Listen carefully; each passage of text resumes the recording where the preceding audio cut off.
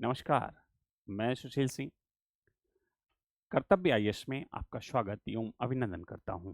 आइए civil services के GS segment में हम लोग जुड़ते हैं। आज आपका पहला क्लास है, इंट्रोडक्टरी क्लास। ठीक है, तो आइए हम लोग देखते हैं इतिहास का के बारे में कुछ जानकारी जो आपके सिलेबस के अनुरूप है। ठीक है, आइए जुड़ते हैं।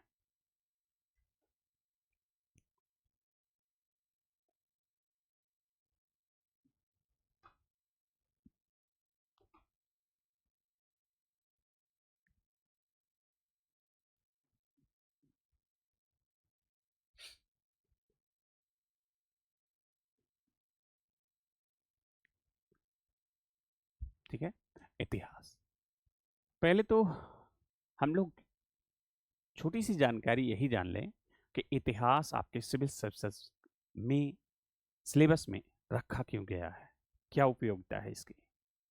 आखिर जीएस के सेगमेंट में हमें इतिहास पढ़ना होता है, तो इतिहास की उपयोगिता आपके सिविल सर्विसेज में या प्रशासन के क्षेत्र में क्या है। ठीक है, इसके बारे में जानकारी के लिए थोड़ा इतिहास विषय को आप जानिए अपने सिविल सर्विसेज के परिप्रेक्ष्य में। जैसा कि आपने इतिहास में बहुत सारे, अगर थिंकरों के विचारकों की बात करेंगे तो इतिहास की परिभाषाओं में आप देखेंगे कि बहुत सारे थिंकर अपने अपने विचार को व्यक्त किए हैं। लेकिन जैसे सभी का समेकित करके एक प्रशासनिक दृष्टिकोण के तहत अगर इतिहास की परिभाषा को या इतिहास का अवलोकन किया जाए तो हम लोग पाएंगे कि इतिहास वस्तुतः बीती हुई घटनाओं का क्रमबद्ध एवं व्यवस्थित अध्ययन है। ठीक है, आइए देखते हैं कि इतिहास बीती हुई घटनाओं का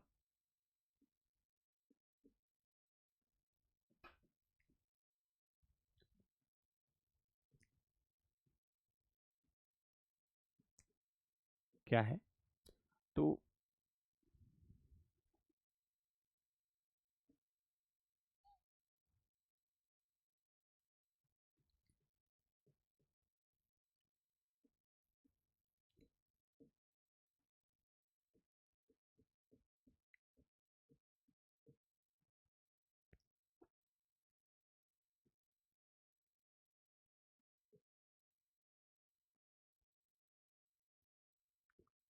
क्रमबद्ध एवं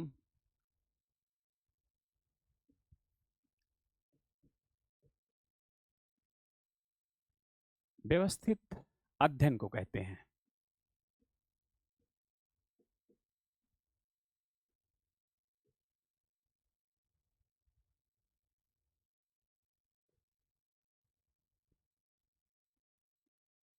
ठीक है, अब ये आप जैसे सुधी छात्रों से अगर इसके बारे में कहा जाए तो आप सीधे कहेंगे कि सर इसमें कोई बहुत कठिनाई नहीं दिख रही है कि इतिहास जाहिर सी बात है भविष्य की घटना या वर्तमान की घटना की बात नहीं होती इसमें, इसमें होती है बीती हुई घटनाओं के बारे में।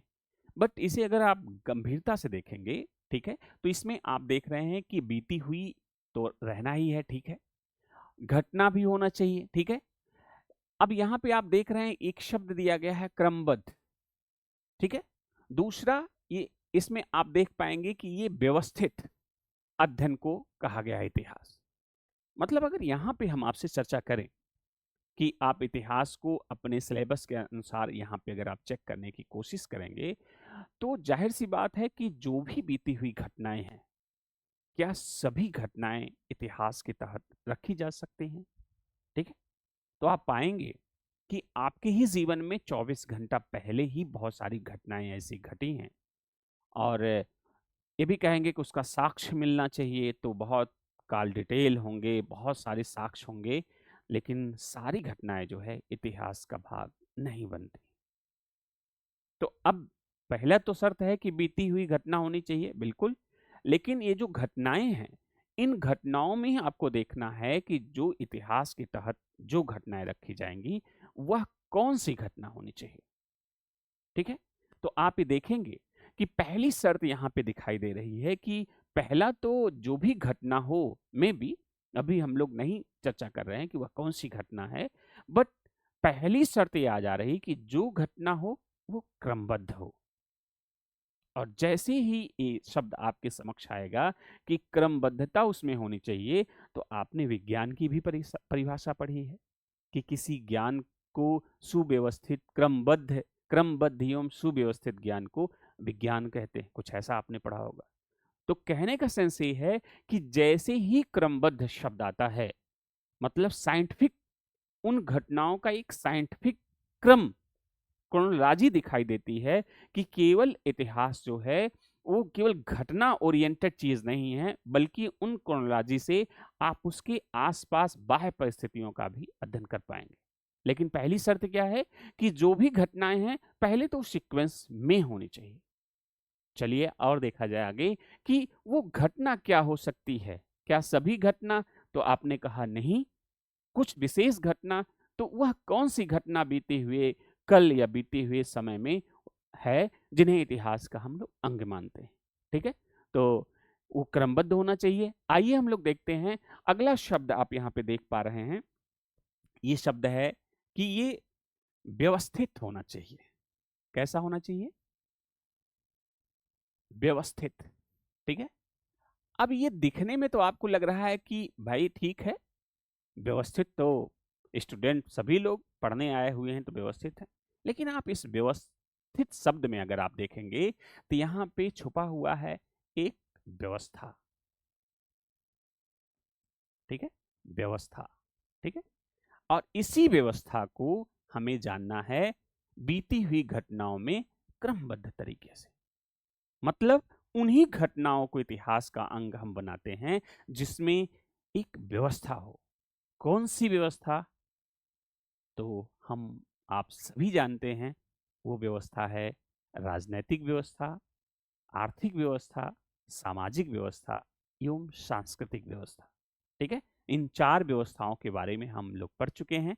ठीक है, लेकिन ध्यान रहे अभी भी आप देखेंगे कि ये जो क्रमबद्ध है, क्रोनोलॉजी जो इसकी है, एक एक व्यवस्था से बहुत सारे आयाम दिखाई देंगे। ठीक है, तो पहले हम लोग देखते हैं वह कौन सी व्यवस्था होनी चाहिए। आइए हम लोग देखते हैं उसके बारे में। तो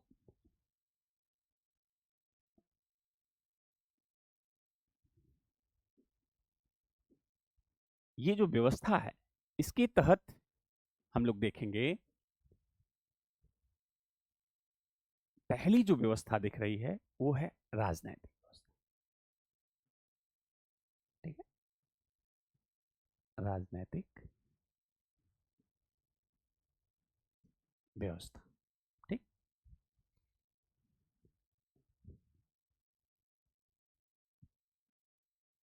हम्म, हम्म। अब आपको ये देखना है कि इस राजनैतिक व्यवस्था के तहत कौन कौन सी चीजें आनी चाहिए। ठीक है, तो अभी व्यवस्था है, तो व्यवस्था में चार व्यवस्था की हम लोगों ने चर्चा किया है। पहला मान लेते हैं एक राजनैतिक व्यवस्था। ठीक है, चलिए, ये तो बहुत सामान्य सा दिख रहा है कि राजनैतिक व्यवस्था। कल्पना करिए कि जब पृथ्वी अ, गर्म, जब सूर्य से अलग हुई होगी तो एकदम गर्म गोला था। ठीक है, और बहुत मूव कर रही होगी। इसके बाद फिर वो धीरे धीरे वहाँ गैसी वातावरण, बारिश वगैरह, फिर ठंडी हुई होगी और वहाँ पे अमीबा पैरामीशियम से लेके आगे बढ़ते हुए मानव की उत्पत्ति हुई होगी। और फिर मानव से लेके उसका इतिहास जो है मंचन है। तो जो प्रथम मानव रहा होगा, जब सभ्यताएं आई होंगी, ठीक है, वहां पे राजनैतिक व्यवस्था शुरुआती दौर में कैसा रहा होगा? तो आप ही कहेंगे कि ऐसे जब वो प्राइमेट का युग रहा होगा, ठीक है, जहां से मानव की होमो सैपियंस जैसे मानव विद्वत या प्रज्ञ मानव की जो है उपस्थिति होती है।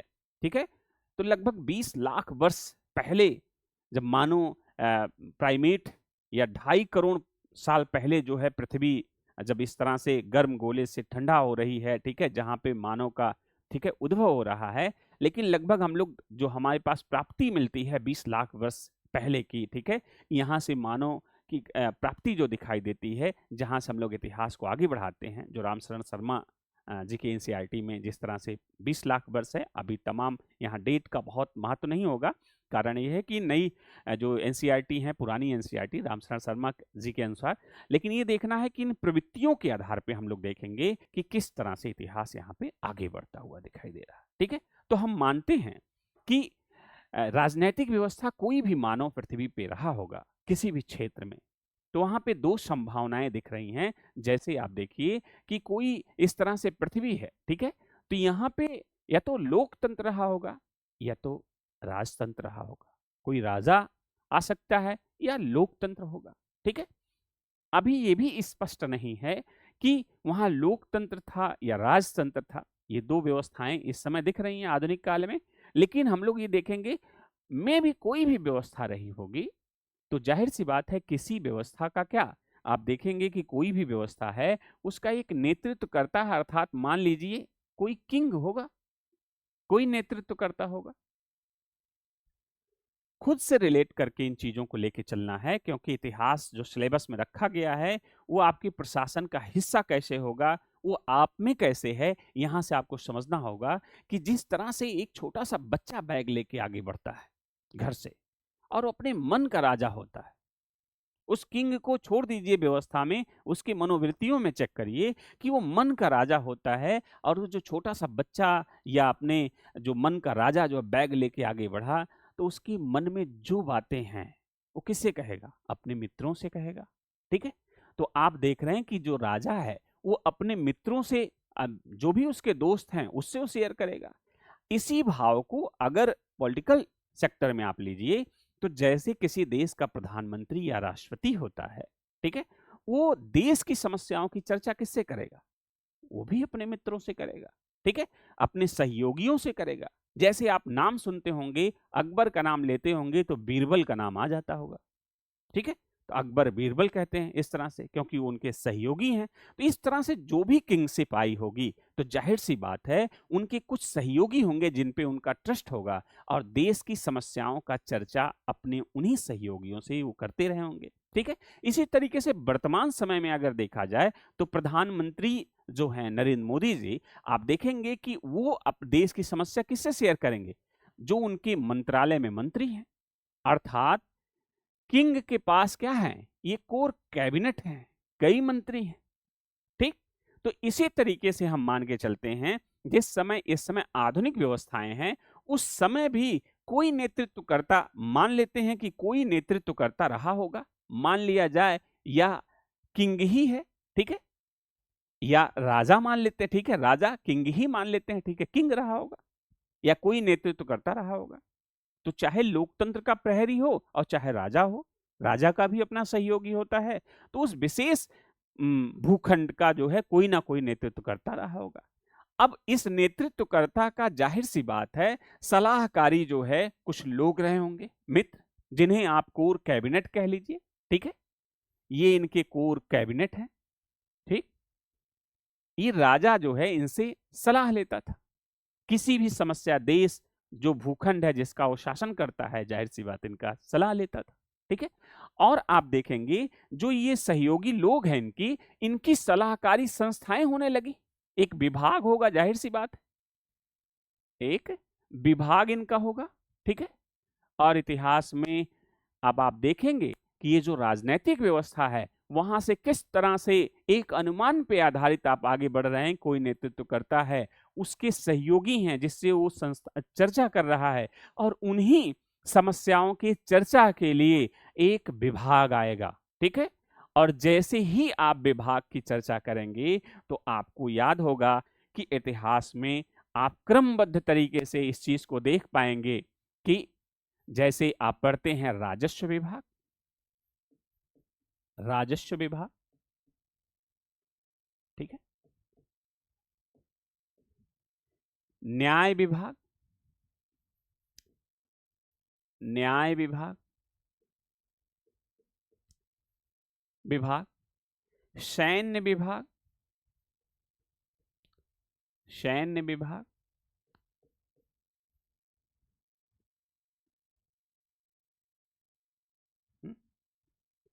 सैन्य विभाग। ठीक है, हम तीन को ही ले लेते हैं।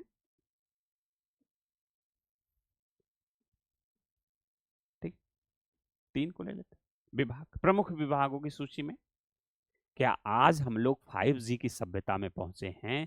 और यहाँ पे आप देखते होंगे लोकसभा राज्यसभा है, ठीक है, लोकतंत्र है, और यहाँ भी रक्षा मंत्रालय है, ठीक है, राजस्व विभाग है, ठीक है, और आप देखते हैं गृह मंत्रालय, न्याय विभाग, न्यायपालिका है, ठीक है।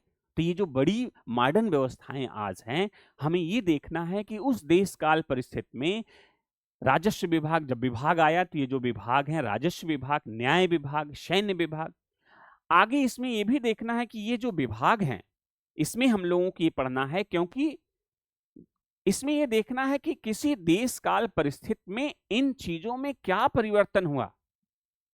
इतिहास में हमें इन्हीं व्यवस्थाओं का अध्ययन करना है। जैसे एक उदाहरण यहां चीजों को समझते चलें, जैसे ये पर्टिकुलर ए सभ्यता है और दूसरी है बी सभ्यता, ठीक है। यहां हम लोग एंसेंट इंडिया में हमें ये बात ध्यान देना होगा कि यहां जैसे ये सभ्यता है, मान लीजिए हड़प्पा है, ये वैदिक है, ऐसे ही देख लेते हैं, ठीक है। और ये सभ्यता, एंसेंट इंडिया में ध्यान रखना है कि दो सभ्यताओं के बीच में इतिहास में आपको पढ़ना क्या है। पढ़ना ये है, पहली सभ्यता का वह कौन सा चीज है जो दूसरी सभ्यता में भी निरंतर रहा, और तो और इससे आगे वर्तमान तक जो आज हम लोग विकसित सभ्यता में खड़े हुए हैं, यही इतिहास का योगदान भी है कि यहां से अनवरत चली आ रही वो व्यवस्था आज भी वो जारी है। ऐसी व्यवस्थाओं को हम लोग पिक करेंगे जो आपके परीक्षा के दृष्टिकोण से इंपॉर्टेंट होगा, ठीक है। दूसरा हम ये देखेंगे कि अमुक ए सभ्यता में वह कौन सी ऐसी व्यवस्था थी जो बी सभ्यता तक आते आते विलुप्त हो गई। मतलब इतिहास में जो घटनाएं हम देखेंगे, उससे जो घटनाओं से जो उत्पत्ति है, जैसे जो कल्चर है, अर्थव्यवस्था है, समाज है, उनके वो आयाम को तलाशा जाएगा कि जो इस सभ्यता में तो था लेकिन इस सभ्यता में विलुप्त हो गया, वो इस कालखंड का विशेष दिन के तौर पे देखा जाएगा। जैसे हम बता देते हैं, जैसे हम लोग आज के समय में मिस्र की मम्मी के बारे में जानते हैं, ठीक है। मिस्र की मम्मी 5000 साल पहले के जो राजा हैं, अभी भी वो सुरक्षित हैं। अगर उनकी मम्मी को हटाया जाए तो देखा जाता है कि वो आज भी वो सुरक्षित है।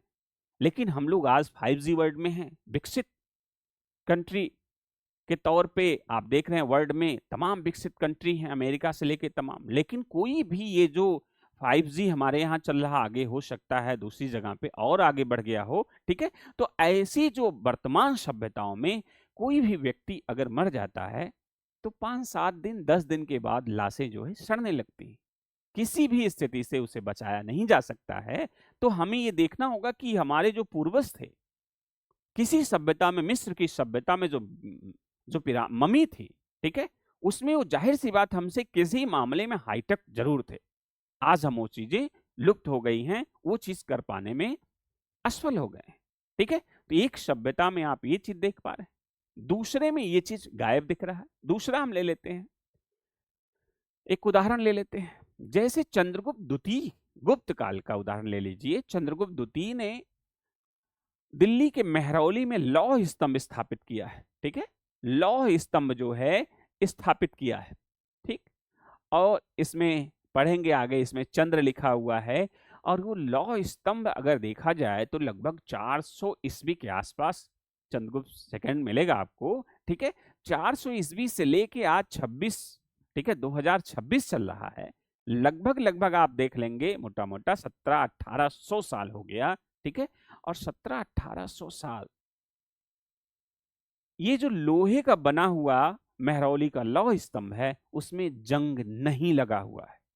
मतलब गुप्त काल की एक ऐसी धरोहर आपके सामने विद्यमान है जो आज वर्तमान में, ठीक है, आज वर्तमान में कोई भी लोहे की, चाहे पुल हो, जहाज हो, गाड़ियां हो, या ये कह लीजिए आधुनिक जो सभ्यता है, ये इसका आधारभूत अगर तत्व देखा जाए जो यूज हो रहा है वो लोहा ही है, ठीक है। इसी पे ट्रेन, बस, जो भी आप देखेंगे हर जगह लोहा बेस धातु के रूप में दिखाई देगा। घर, जो भी बिल्डिंग वगैरह जो भी आप देखना चाहेंगे, ठीक है। लेकिन आप ये देखिए कि अगर इस सभ्यता से जो 1700-1800 साल पहले की जो सभ्यता है वह जंग विहीन बनी हुई है, आज भी वो हमारे लिए एक जो साइंस टेक है उसके लिए चुनौती है कि ऐसे लौह, अगर ऐसे लोहे को आज की सभ्यता प्राप्त करे तो 200 साल 100 साल में पुल जो है टूट जाता है तो ये हजारों साल चलेगा। और आज हमारी अर्थव्यवस्था की कई हजार करोड़ की जो है बचत हो सकती है। और इस सभ्यता जो अभी तक 5G तक पहुंची है, हो सकता है बहुत आगे विकसित हो गई होती। तो इसलिए बहुत सारी प्रवृत्तियां ऐसी हैं जो दूसरी सभ्यता में विलुप्त के कगार पर रहती हैं। और निरंतरता के तत्व भी देखना है कि इस सभ्यता से दूसरी सभ्यता में वह कौन सी प्रवृत्ति है जो निरंतर गतिशील है, गतिमान है। जैसे हड़प्पा में पढ़ते हैं आप, जो धार्मिक व्यवस्था है वहाँ पे स्नानागार आप देखेंगे मोहनजोदड़ो में है, मातृ देवी की पूजा है, ठीक है, पीपल के वृक्ष की पूजा है, ठीक है, अग्नि वेदिका, यज्ञ वेदिकाएं वगैरह हैं, ठीक है। तो आप ये देखेंगे ये आज भी हूबहू जो है वर्तमान में आप देखेंगे इसे जो है धारित करते हैं लोग, ठीक है। तो ये चीज दिखता है कि वहां से लेके और ये सफर जो है अभी भी जो है जारी है। तो इन इतने लंबे इतिहास में उन प्रवृत्तियों का आज का भी जो विकसित मानव है फॉलो कर रहा है, तो जाहिर सी बात है ये निरंतरता का तत्व जो है उस सभ्यता का विशिष्ट गुण है, ठीक है। तो हम लोग को यही एंशिएंट इंडिया में देखना है कि वह कौन सी प्रवृत्ति है जो दूसरी सभ्यता से होते हुए आज वर्तमान तक प्रासंगिक है। दूसरे वह कौन से व्यवस्था के अंग हैं जो अगली सभ्यता में लुप्त प्राय हो गए, ठीक है। तो ये चीज इन्हीं इन्हीं परिवर्तनों को हम लोग यहां देखेंगे। राजनैतिक व्यवस्था के तहत हम लोग देख रहे हैं कि इस राजनैतिक व्यवस्था के तहत, ठीक है, इस राजनैतिक व्यवस्था के तहत, जी, इस राजनैतिक व्यवस्था के तहत जो देखेंगे कि एक जो विभाग आ रहा, इस विभागों में राजस्व विभाग, सैन्य विभाग, न्याय विभाग जो इस तरह से आ रहा है, इसके आगे जब हम चलते हैं इसमें क्या परिवर्तन होगा ये तो देखा ही जाएगा। इसके आगे जब चलते हैं, इसके आगे इन सभी विभागों के अध्यक्ष को हम पढ़ेंगे कि इसका अध्यक्ष कौन हुआ, ठीक है, पढ़ते भी हैं। सूना अध्यक्ष, बबीता अध्यक्ष, ठीक है, कुप्या अध्यक्ष, मौर्य काल में आप पढ़ते हैं, ठीक है। तो इन अध्यक्षों के बारे में दूसरे ये भी देखा जाएगा कि ये जो सैन्य विभाग है केंद्रीय स्तर पे कैसा रहा इसका नेचर, और वहीं प्रांतीय स्तर पे क्या रहा इसका नेचर, ठीक है, प्रांतीय स्तर पे।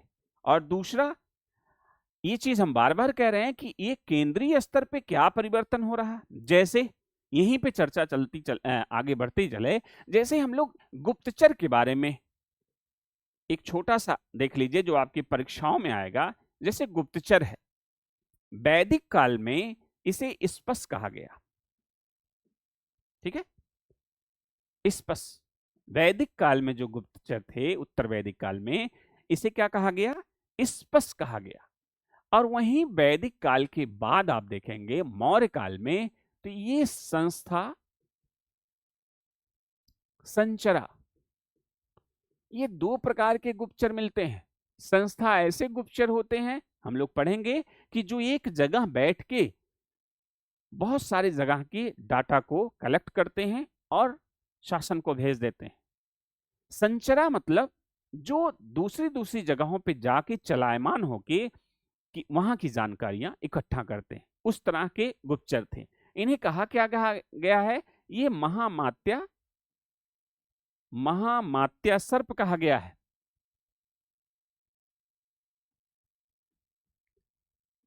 ठीक है, महामात्या सर्प कहा गया है, ठीक है, गुप्तचर को, ठीक। अब यही गुप्तचर जब आप मौर्य काल के आगे बढ़ते हैं तो आप देखेंगे बलवन के काल में क्या इसे कहा गया है, वरीद कहा गया है, वरीद। अलाउद्दीन खिलजी के काल में इसे क्या कहा गया है, प्रांतीय स्तर पे एक नाम आ जाता है मुनहियान, ठीक है। और मुनहियान के बाद मराठा जब साम्राज्य हम लोग पढ़ेंगे तो वहां पे वाकया नवीस करके नाम आता है जो गुप्तचर का काम करता है, क्या, वाकया नवीस, नवीश। और इसके बाद आप देखेंगे तो इस समय आईबी और तमाम आप इस तरह से गुप्तचर एजेंसियां देखते हैं, ठीक है। वर्ल्ड लेवल पे आप देखते हैं तमाम है। तो कहने का सेंस है इतिहास में उन व्यवस्थाओं का अध्ययन करना है कि उन व्यवस्थाओं में कब कहां क्या परिवर्तन होता गया। जैसे एक छोटा सा व्यवस्था हम गुप्तचर की लेते हैं और पूरे इतिहास को इससे समझ जाएंगे। अच्छा, इससे आप सभी शुद्धी अभ्यर्थियों का ये फायदा होगा कि अगर स्पष्ट पूछ रहा है, इन शब्दों के माध्यम से आप समझ सकेंगे कि इतिहास के किस कालखंड का ये प्रश्न है। विकल्प अपने आप चीजें जो है हल हो जाएगा, क्योंकि स्पष्ट आपको ये पता चल जाएगा कि ये वैदिक काल तक ही है। इसे आप देखेंगे कि महामात्य सर्प या संस्था या संचरा पूछ रहा है, ये मौर्य काल का है प्रश्न। तो आपके विकल्प में जो और भी उससे संबंधित होगा, अपने आप एलिमिनेट कर सकते हैं आप। ठीक है। तो कहने का सेंस है, हम लोग इतिहास की परिभाषा के तहत आज इतिहास की प्रासंगिकता आपके सिलेबस में और इसमें क्या क्या चीज पूछा जाता है और क्यों पूछा जाता है और प्रशासन में इसका क्या महत्व होगा। ठीक है, हम इसी के बारे में आज की चर्चा कर रहे हैं। ठीक है, तो ये आपने देख लिया कि किस तरह से राजनीतिक परिवर्तन को ध्यान में रखते हुए, ठीक है, इसकी महत्ता बनेगी। आइए, तो हम लोग जब आगे बढ़ते हैं और देखते हैं कि ये विभाग हो गए उनके अध्यक्ष को, और इन अध्यक्षों के बारे में जब हम देखेंगे तो केंद्रीय स्तर पे कौन है और प्रांतीय स्तर पे कौन है, इसे देखा जाएगा।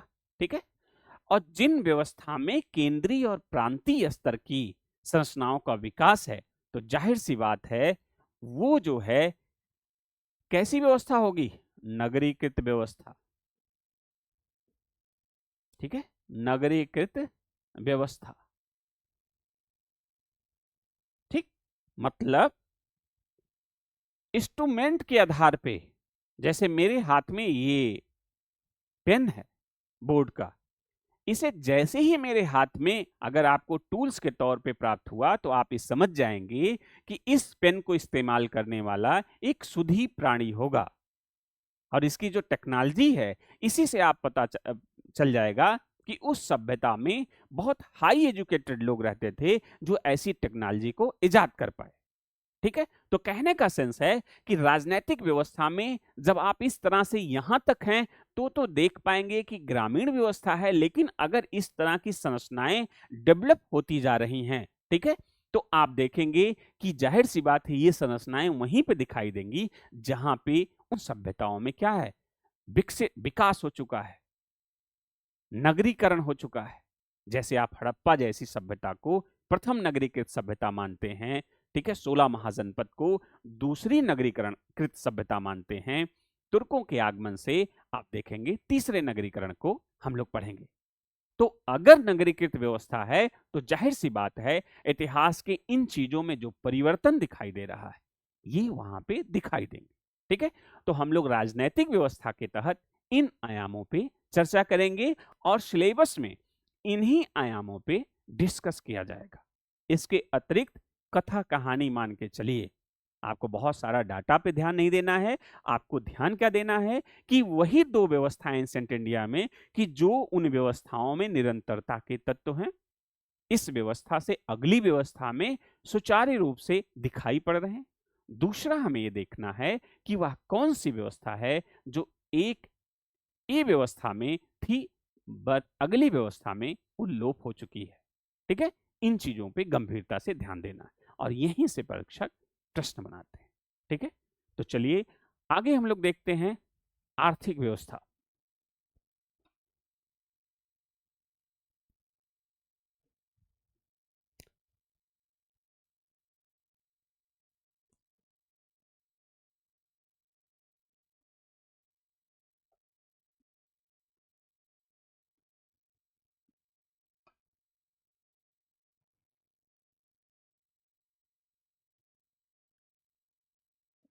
ठीक है, आर्थिक व्यवस्था।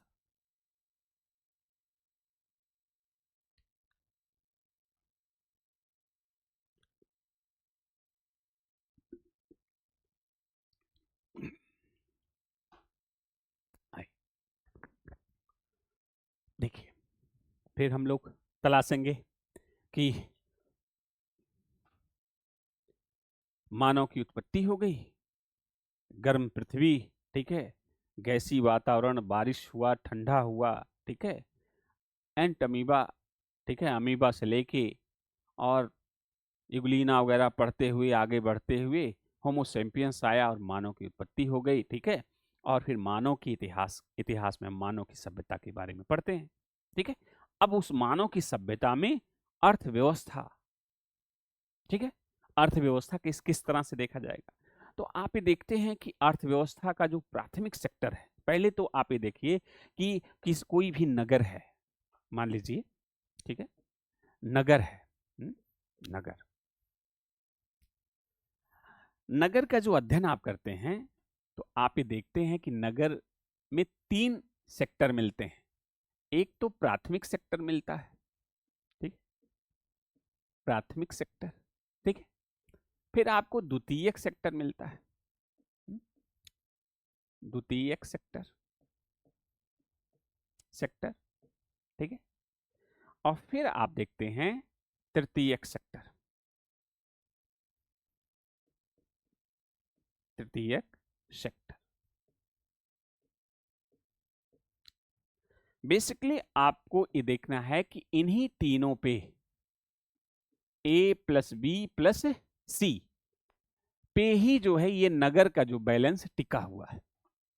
इसमें कोई भी सेक्टर अगर कमजोर हुआ तो ये नगर रूपी संरचना क्या हो जाएगी, ये इसका अस्तित्व संकट में आ जाएगा। जैसे आप पढ़ेंगे हड़प्पा सभ्यता के पतन के बारे में, क्या कारण होगा, ठीक है।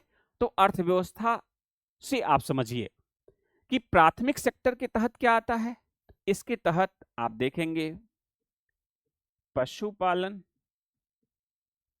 प्लस कृषि आता है। थोड़ा सा इकोनॉमिक्स का टर्म समझ लीजिए, क्योंकि इकोनॉमिक्स आप अर्थव्यवस्था पढ़ने जा रहे हैं इतिहास में, ठीक है।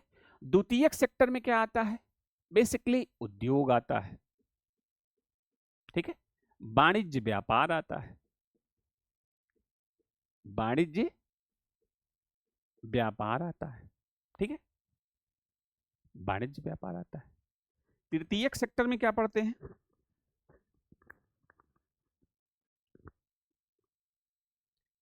तृतीयक सेक्टर में क्या पढ़ते हैं, तो तृतीयक सेक्टर में आप सेवा सेक्टर पढ़ते हैं, सेवा, ठीक। इन्हीं तीनों के संतुलन पे कोई भी नगर टिका होता है। मतलब नगर की आवश्यक शर्त क्या है, ये तीनों व्यवस्था वहां हो, तभी उसे नगर या महानगर के दायरे में रखा जाएगा, ठीक है। तो आइए देखते हैं इसमें जो प्राथमिक सेक्टर की गतिविधि है, जो प्राथमिक सेक्टर की गतिविधि है वो क्या है, पशुपालन। तो सबसे पहले जो शुरुआत हम लोग करते हैं वो क्या है, पशुपालन से।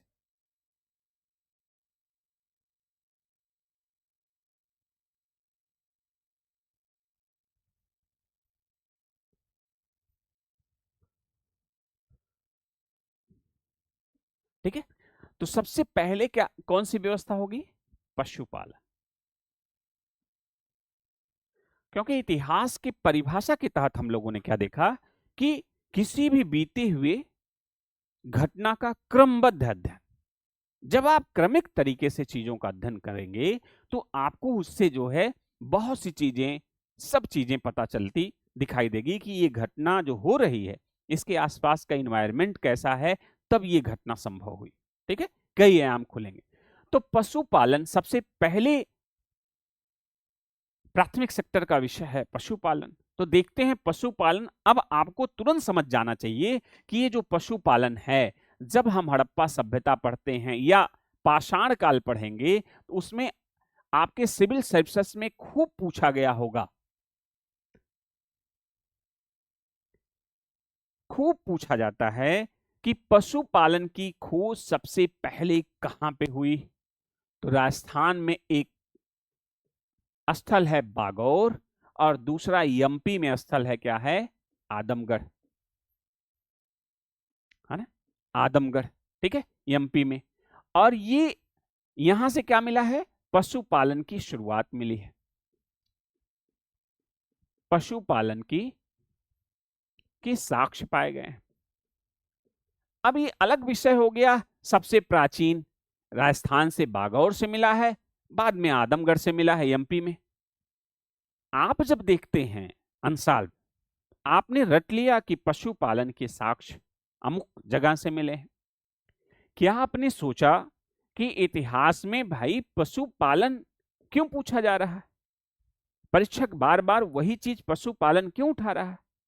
क्योंकि इतिहास में अर्थव्यवस्था की जानकारी के लिए अभी अभी आपने देखा कि जो प्राथमिक सेक्टर का प्रथम बिंदु क्या हो जाएगा? पशुपालन। तो भूले से भी, अगर जो है भूले से भी जो आदि मानव थे उन्होंने पशुओं के महत्व को समझा, क्या पशुओं के महत्व को समझा, तो ये समझ लीजिए ये प्राथमिक सेक्टर का क्या हो गया? प्रथम विषय हो गया। और प्राथमिक सेक्टर शुरू हुआ तो जाहिर सी बात है उसी से आगे द्वितीयक सेक्टर उसी पे अधिभारित है। ठीक है, तो हम लोग देखेंगे पशुपालन। इसके बाद क्या? पशुपालन के बाद आप देखते हैं किस चीज का नंबर आता है? कृषि का। कृषि, और ये दोनों क्या है? प्राथमिक सेक्टर का विषय है। और ये जहां पे उपस्थित होगा वो कैसी सभ्यता कहलाएगी? तो आपको पता होना चाहिए कृषि और पशुपालन ये दोनों क्या है? प्राथमिक सेक्टर का विषय है, अर्थात ग्रामीण व्यवस्था होगी वहां पे।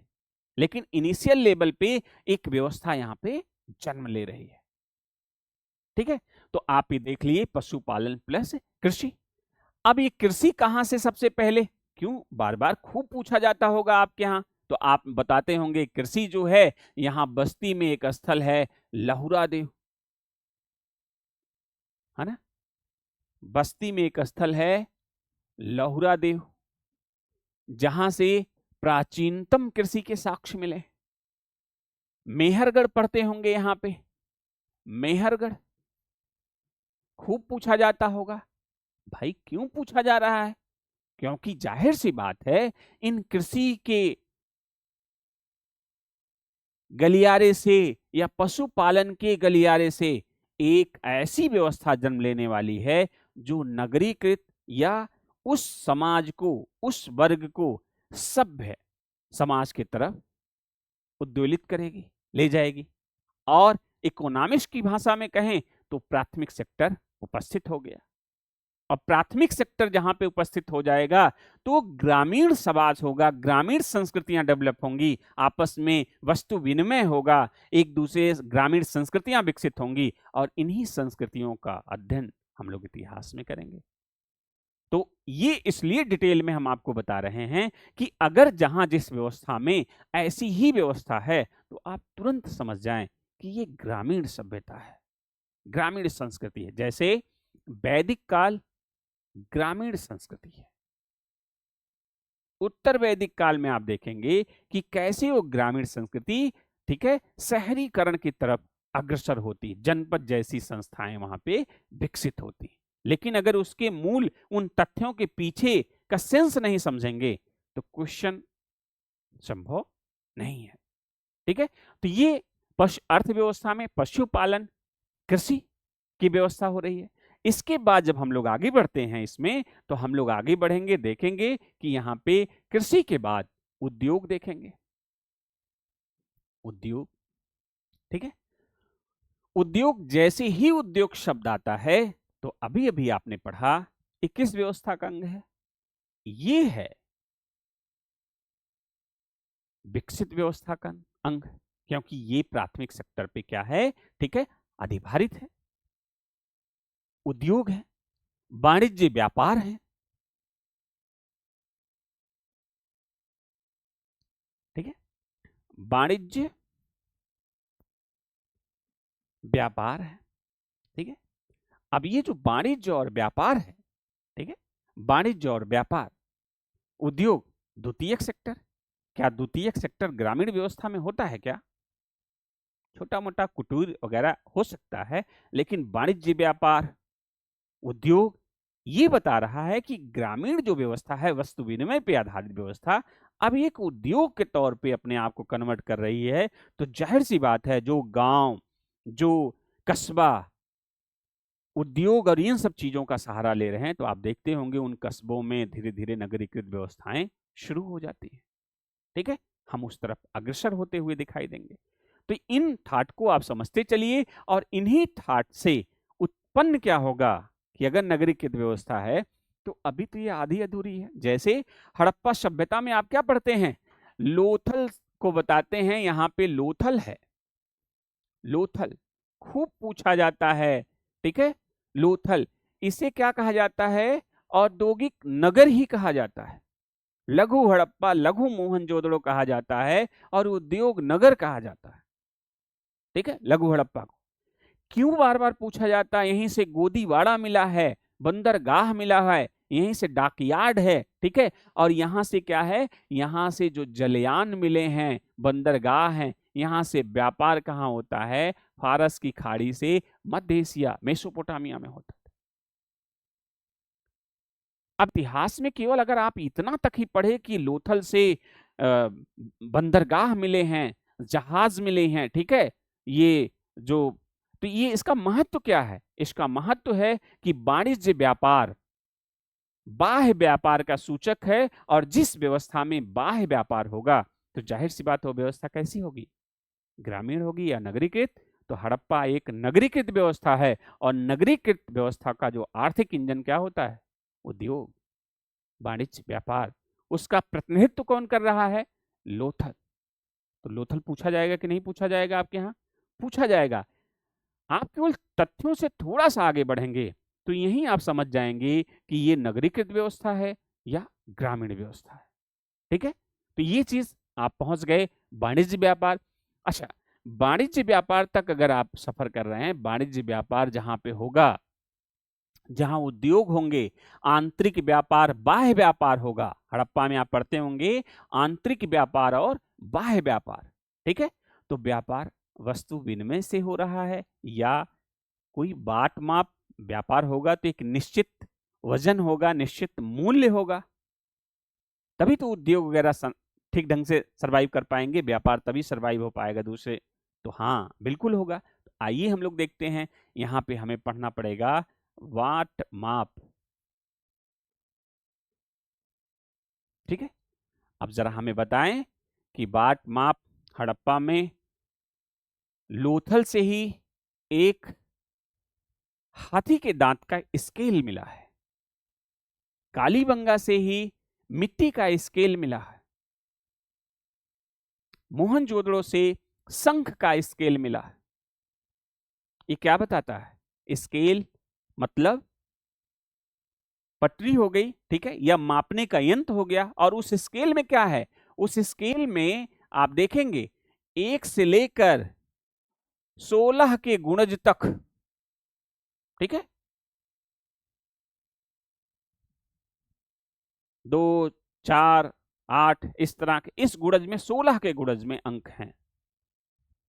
ठीक, अच्छा, आपने सुना होगा, गांव में जाइए, जो बहुत बुजुर्ग हैं वो क्या कहते हैं, भैया 16 आना सच बोल रहे हैं, या 16 आना मतलब पहले के लोग 16 आना मतलब जैसे हम लोग 100%, 100% बोलते हैं, तो उस समय के लोग कहते क्या है, 16 आना सही है, मतलब वो 100% की तुलना है। और यहाँ हड़प्पा सभ्यता में क्या है, 16 के गुणज में अंक हैं। अब इनके पास अंक पद्धति है, ध्यान रखिएगा, एक इनके पास बाट माप है, दूसरा आप यहां पढ़ेंगे एक मुहर है, चौकोर प्रकार की मुहर है।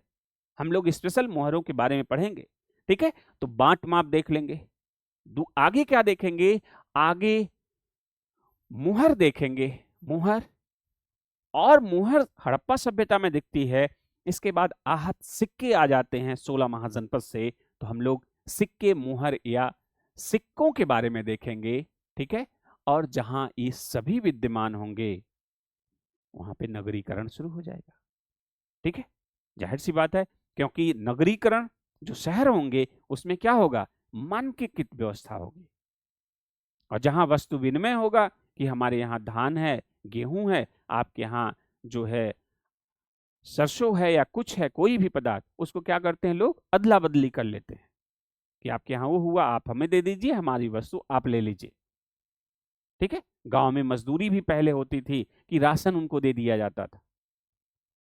ठीक, तो वो जो वस्तु विनिमय की प्रणाली है वो ग्रामीण व्यवस्था का द्योतक है, लेकिन जो शहरी नगरीकृत व्यवस्था है वहां पे एक निश्चित 1 किलो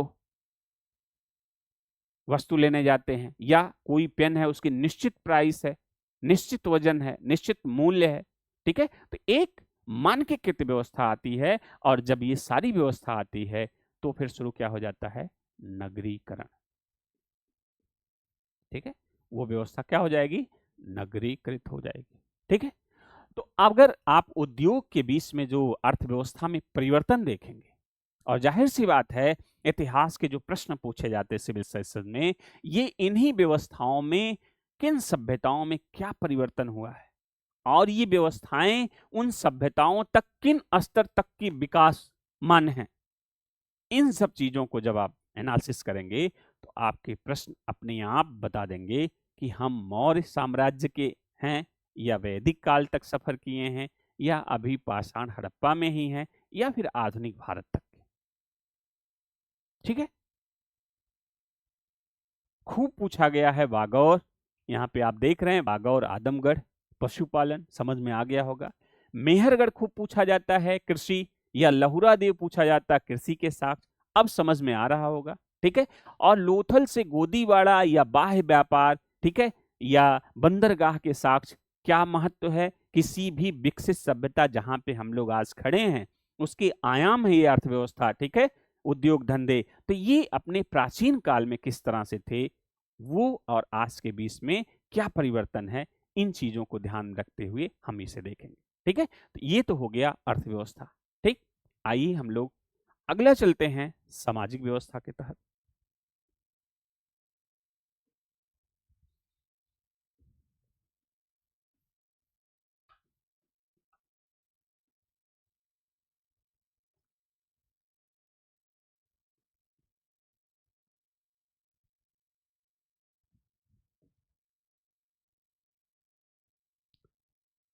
सामाजिक व्यवस्था के तहत, ठीक है, अभी कैसे आपको, मान लीजिए फिर हम लोग वहीं चलते हैं जहां मानव की उत्पत्ति हो जाती है, क्योंकि किसी भी बीती हुई घटनाओं का क्रमबद्ध तरीके का ज्ञान का अध्ययन करना है। ठीक है, तो जैसे कहीं भी किसी जगह आपको छोड़ दिया जाए और ये पूछा जाए कि यहाँ किस प्रकार के लोग हैं, कौन सा समाज है, तो कैसे आप जान पाएंगे। तो देखिए, जैसे कोई भी व्यवस्था होगी कहीं भी, या तो जातिगत व्यवस्था होगी, या तो वर्गीय व्यवस्था होगी। कहीं या तो कोई भी समाज है, यहाँ पे या तो जाति महत्वपूर्ण होगी, जातिगत समाज होगा, या वर्गीय व्यवस्था होगा। ठीक है, वर्गीय व्यवस्था मतलब क्या हुआ सर, मतलब ये हुआ कि दो तरीके का वर्गीकरण दिखता है। शहरों में अक्सर देखेंगे जहां विकसित सभ्यता है वहां पे वर्ग है, कोई अमीर है, ए क्लास, बी क्लास, सी क्लास, फोर्थ क्लास भी कहते हैं। ठीक है, इस तरह से कॉलोनी वगैरह आप देख सकते हैं, या ए क्लास के लोगों की रहन सहनता आप देख लीजिए, उनकी गाड़ी घोड़ा, उनके तरीके, और बी सी, इस तरह हायरार्की आप देख पाएंगे कहाँ पे, नगरों में। यहाँ जाति व्यवस्था महत्वपूर्ण नहीं है, यहाँ पे आपकी क्वालिटी, ठीक है, और वो तय करता है आपका वर्ग। ठीक, लेकिन आप ये देखेंगे कि जाति व्यवस्था कहाँ पे दिखाई देती है समाज में, तो जाति व्यवस्था आप देखेंगे जो ग्रामीण समाज है वहां पे जातियों का बहुत बोलबाला है, वहां पे जाति ही श्रेष्ठ है। चौधरी जी आ रहे हैं, पंडित जी आ रहे हैं, बाबू साहब आ रहे हैं, ऐसे कह के संबोधन होता है। ठीक है, तो वो ग्रामीण सभ्यता है, वहां पे पुरुषवादी समाज है, और उसमें जातियां बहुत महत्वपूर्ण है। लेकिन शहर में नगरीकृत व्यवस्था में जातियां गौड़ हो जाती हैं, योग्यता महत्वपूर्ण हो जाता है, और उससे क्या निकल के आता है, वर्गीय व्यवस्था निकल के आती है। एक इंटेलेक्चुअल वर्ग होता है, ठीक है, जैसे आप देखते हैं सिविल लाइन वाला एरिया और गंगा काका छार वाला एरिया, तो आप ये देखेंगे रहते तो सभी लोग हैं, लेकिन यहाँ पे एक वर्गीय व्यवस्था दिखाई देगी। ठीक है, क्लास व्यवस्था, सिस्टम। इससे आप समझ जाएंगे कि अगर क्लास सिस्टम है, इससे आपको पता चल जाएगा कि ये नगरीकृत समाज है। अगर जो है जातिगत व्यवस्था है, इससे समझ में आ जाएगा कि ये ग्रामीण समाज है। ठीक है, तो ये हो गया। दूसरा क्या अध्ययन करते हैं समाज में, किसी समाज में जब आप आगे बढ़ते हैं तो आपको लगेगा, अच्छा देखते हैं वहां स्त्री की क्या स्थिति है। स्त्री एक बहुत बड़ा पॉइंट होता है, ठीक है, किसी समाज में, कि स्त्रियों की स्थिति क्या है। अभी आपको पता नहीं है वो समाज नगरीकृत है या ग्रामीण है, लेकिन स्त्री को देख के कैसे आप जान जाएंगे।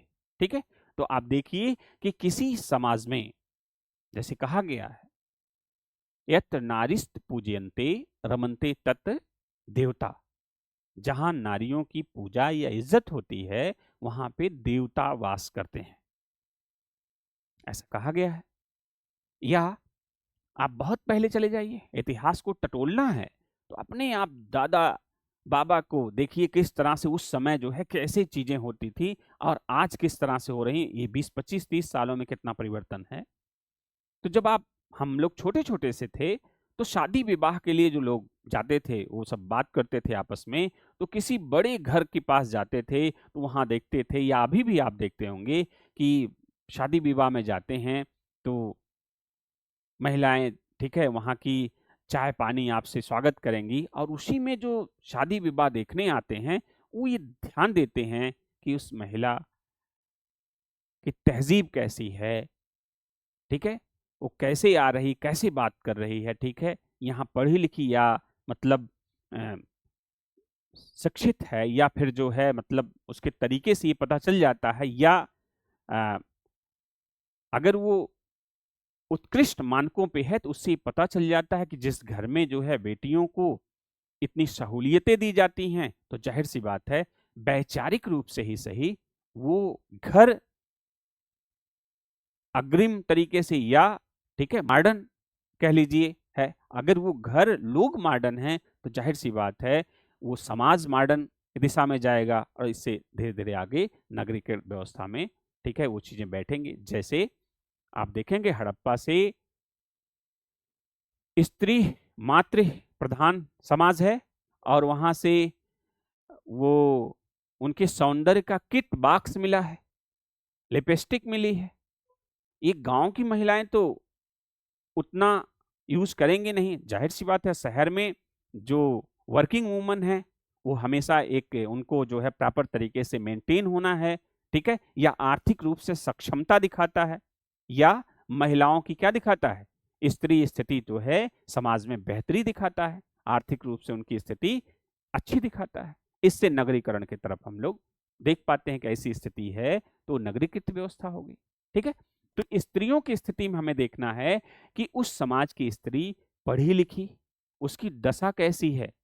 ठीक है, जैसी दशा होगी वैसे ही समाज का दिशा तय होगा, क्योंकि पुरुष जैसे कहा जाता है अर्धांगिनी, तो आधे समाज की हिस्सेदारी वो कि वहां शिक्षा दीक्षा या आर्थिक रूप से स्वावलंबी हैं कि नहीं, इसी आधार पर देखा जाएगा कि वो समाज ग्रामीण है या नगरीकृत समाज है। ठीक है, स्त्रियों की स्थिति। इसके बाद दूसरा हम लोग आगे बढ़ते हैं, समाज को चेक करने का और आयाम अगर देखते हैं तो दासों की स्थिति कैसी है, दास कैसे हैं। ठीक है, तो आप ये देखेंगे कि जो बहुत विपन्न परिवार होता है या ग्रामीण सेक्टर में आप देखेंगे कि जो दास हैं उनसे बहुत ज्यादा काम, उन्हें बहुत कम जो है पैसे। ठीक है, तो वो उसे दिख दासों की स्थिति से देख के लगता है, या ये भी कहा जाता है भाई आपके यहाँ कितने नौकर हैं, बड़े शान से लोग बताते हैं कि मेरे पास जो है 8 वर्कर हैं, या मेरी कंपनी में 200 वर्कर काम करते हैं। या बड़ी बड़ी जो बौद्धिक पर्सन है वो बताते हैं, बड़ी शान से बताते हैं हमारी कंपनी में कुल 3000 लोग जो है काम करते हैं। इससे ये पता चलता है कि जिसके पास 3000 लोग काम करते हैं वो अमुक व्यक्ति संभ्रांत है, और संभ्रांत होगा, बड़ा व्यक्ति है, तो जाहिर सी बात है ये किसी नगरीकृत समाज का हिस्सा है। गांव में ऐसी बात होगी नहीं, गांव में बहुत ज्यादा होगा, 1-2 इस तरह से होगा। ठीक है, क्योंकि आर्थिक रूप से वहां पे नगरों की तुलना में, ठीक है, आप कमी देखने को मिलेगी, या दासों की स्थिति विपन्न देखने को मिलेगी। तो किसी भी आप जाएंगे वहां स्त्रियों की स्थिति कैसी है, अगर वो बौद्धिक सक्षम आर्थिक रूप से हैं तो जाहिर सी बात उन्नयन समाज की ओर इशारा कर रहा है। दासों की स्थिति, जैसे हमने पहले सुना था कि अभी तो अपने यहाँ भी चीजें ठीक हो रही हैं कि अमेरिका में जो मोची भी है वो कार से आता है और अपना काम करता है, फिर कार से चला जाता है। और हमारे यहाँ अभी तो ठीक है अवेलेबल हो रहा सबको, लेकिन एक समय था कि कार वगैरह बहुत बड़ी चीज मानी जाती थी। ठीक है, तो जिस समाज में दासों की स्थिति जैसी होगी वो समाज देखा जाएगा कि विकसित समाज है या ग्रामीण व्यवस्था का अंग है। ठीक है, तो दासों की स्थिति भी समाज में महत्वपूर्ण होती है। इसके बाद अगर देखते हैं, और जाहिर सी बात है इन सभी चीजों में परिवर्तन के तथ्य को देखना होगा। ठीक है, इस पे आपको ध्यान देना होगा। आगे क्या देखना है, आगे हम देखते हैं मनोरंजन की स्थिति। ठीक है, मनोरंजन की स्थिति। ठीक है, अब भाई मनोरंजन से कैसे समाज तय होता है, तो आप इसका आपके संवर्ग में जितने भी सिविल सर्विसेज के अभ्यर्थी हैं, एक हर वर्ग में एक कह लीजिए एक गजब सा फितूर टाइप का चलता है हर वर्ग में। छोटा सा बच्चा, उसके तमाम, वो छोटा सा बच्चा उस एज में आता है तो तमाम प्रकार के खेल हैं, और जैसे वो बड़ा होता है तो उन खेलों से कट जाता है। और आप जिस एज में आए हुए हैं सिविल सर्विसेज की तैयारी करने, इस एज में प्रायः देखने को मिलता है कि कोई पिक्चर अगर लॉन्च हुई तो पहला शो कौन देखेगा, आर्टिफिशियल ही है बट होड़ सी मच जाती है।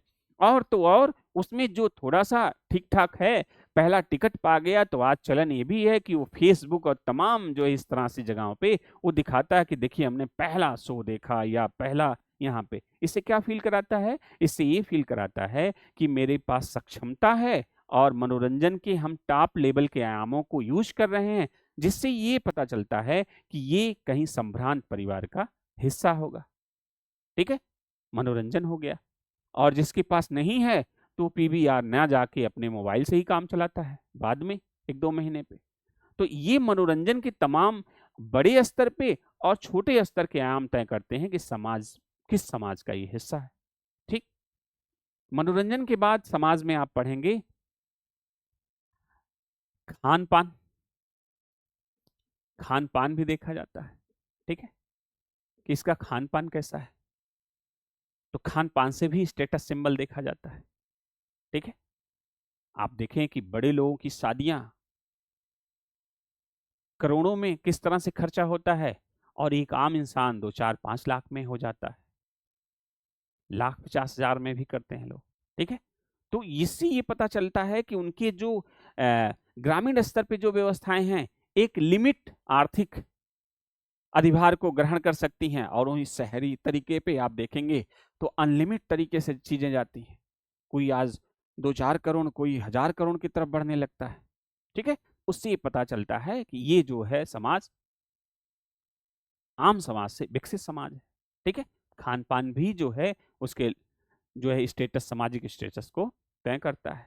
उसका पहनावा भी आप देखेंगे, पहनावा पहनावा भी जो है उसके सामाजिक स्टेटस को तय करता है। अमूमन शरीर ढकने के लिए एक वस्त्र चाहिए, लेकिन आजकल आप देखते होंगे ब्रांडिंग सिस्टम चल रहा है। उन्हें कपड़े से नहीं मतलब है, वो देखते हैं कि हम इस ब्रांड के पहने हुए। ये क्या बताता है, उस ब्रांड की पहन लिए तो फिर हम एक अभिजात वर्ग का प्रतिनिधित्व कर रहे हैं। ठीक है, ब्रांड हटा दीजिए, कपड़ा वही हो, तो एक विशेष वर्ग में वो तवज्जो नहीं मिलती।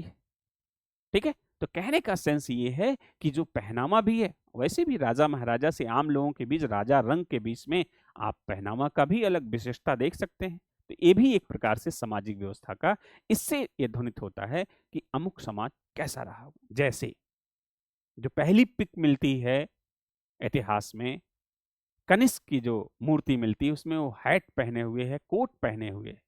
ठीक है, इससे लगता है कि ये कोट, ये हैट जो आधुनिक सभ्यता का आज अंग बना हुआ है, तो इस तरह से जो पिक है कनिष्क का, ठीक है, मौर्योत्तर काल में, तो इस तरह की चीजें दिखती हैं। ठीक, तो पहनावा से भी सामाजिक स्टेटस को देखा जाता है। ठीक है, ये हो गया इनमें क्या क्या परिवर्तन कब होता है, जैसे स्त्रियों की स्थिति कहाँ अच्छी है, ऋग वैदिक काल में स्त्रियां बहुत अच्छी स्थिति में हैं, वहीं उत्तर वैदिक काल में ठीक है यहाँ पे गिरावट दिखाई देती है। आगे आप देखेंगे तो स्त्रियों की स्थिति में गिरावट, जैसे जैसे नगरीकृत व्यवस्था बढ़ती जाती है स्त्रियों की स्थिति गिरावट देखी जाती है। फिर जाके आप देखेंगे सातवाहन वंश में माँ का नाम अपने नाम के पहले लगाते हुए दिखाई देते हैं, और चालुक्य वंश में आप देखेंगे दक्षिण में तो चालुक्य वंश जो है ये पश्चिम वाले ठीक है महाराष्ट्र से लेके ठीक है नीचे आप जाएंगे तो चालुक्य वंश में स्त्रियों की स्थिति अच्छी दिखाई देती है। प्रायः पूरे मध्यकाल से लेके स्त्रियों की स्थिति शोषित के तौर पे ही दिखाई देती है, स्त्रियों में हरासमेंट ही दिखाई देता है स्त्री व्यवस्था में। वो हरासमेंट ये बताता है कि समाज की एक्चुअल स्थिति क्या है, ठीक है, कि जिस समाज में स्त्री की स्थिति अच्छी होगी तो जाहिर सी बात है वो समाज प्रगतिशील समाज होगा, विकसित ठीक है नगर का हिस्सा होगा। ठीक, तो ये चीज आप देख पाए इसके माध्यम से। एक अंतिम हम लोग देख लें, और सांस्कृतिक व्यवस्था, सांस्कृतिक व्यवस्था, इस सांस्कृतिक व्यवस्था के तहत हम लोगों को ये देखना है पहला, फिर हम लोग वहीं चलेंगे तो ये देखा जाएगा कि कोई भी समाज है, पहले ये देखेंगे भाई कौन सा धर्म धारण किए हुए, ठीक है, मतलब किस धर्म का वो पालन कर रहा है, हिंदू, इस्लाम, ईसाई, पारसी, ठीक है, सिख, जैन, किस धर्म की मान्यता है, ठीक है। अच्छा, इससे ये तय हो जाएगा कि ये विशेष धर्म के लोग हैं, इनकी संस्कृतियां ये है, पहनावा ओढ़ावा खान पान इनके इस तरह से हैं, तो ये चीजें फिर उस तरह की चीजों को हम लोग देख लेंगे कि हाँ ये विशेष संप्रदाय से हैं और इनका ये कल्चर है, ठीक है, उससे हम देख लेंगे। दूसरा, उनके दर्शन कैसे हैं भाई, ठीक है, दर्शन कैसे हैं, कौन सा विचार वो ग्रहण करते हैं, ठीक है, ये भी देखना है। और उस समाज में कौन कौन सी कलाएं हैं, ठीक है, कलाएं, कलाओं के तहत क्या है, जैसे मतलब जो भी धर्म या दर्शन के पालन करने वाले लोग हैं, ठीक है, उनकी कलाओं में उनका स्थापत्य कैसे है, स्थापत्य, ठीक है, मतलब बिल्डिंग वगैरह जो बनाते हैं वो, ईसाइयों का अलग, ठीक है, इस्लाम मुस्लिम का अलग स्थापत्य है, हिंदू स्थापत्य अलग है, जैन, बौद्ध, ठीक है, सिख, इस सभी के स्थापत्य में कुछ भिन्नता है, ठीक है। वो स्थापत्य बताएंगे, उनकी कला बताएगी कि ये अमुक धर्म से बिलोंग करते हैं, अमुक संस्कृतियों से युक्त हैं, ठीक है, तो ये उनके स्थापत्य हो गए, ठीक है। उनके वास्तुकला हो गए, वास्तुकला हो गया, ठीक है, उनके संगीत हो गए, ठीक है, संगीत, जैसे भारत में ही लोकल लेवल पे आप देखेंगे पंजाबियों का संगीत अलग है, गजल एक अलग फनकार है, भोजपुरी एक अलग फनकार है, हिंदी गाने, इंग्लिश गाने, सबके अपने अपने टेक्चर हैं, ठीक है। तो कहने का मतलब संगीत, ठीक है। और देखेंगे चित्रकला, चित्रकला कहाँ चित्रकला है, किस शैली में है, कहाँ बैन है, ठीक है, चित्रकला को देखा जाएगा। इसके बाद हम लोग देख लेते हैं लेखन कला, लेखन कला अर्थात इसके तहत साहित्य, ठीक है। तो इन सभी का समन्वय जो है ये सांस्कृतिक दशाओं का वर्णन करता है उस देश काल परिस्थिति की, ठीक है। इन सभी का क्रमबद्ध एवं व्यवस्थित अध्ययन क्या कहलाएगा, इतिहास कहलाएगा, ठीक है। ये हो गया इतिहास, ठीक है। और इसी में जो दो सभ्यताओं में जो निरंतरता के तत्व होंगे और दूसरा जो एक सभ्यता से दूसरी सभ्यता में विलुप्त प्राय होंगे, इन्हीं चीज़ों पे हमें एंसेंट इंडिया में विशेष करके पूरे इतिहास में फ़ोकस करना है। ठीक है? तो आज इतना ही, फिर हम लोग मिलते हैं अगले लेक्चर में। Thank you.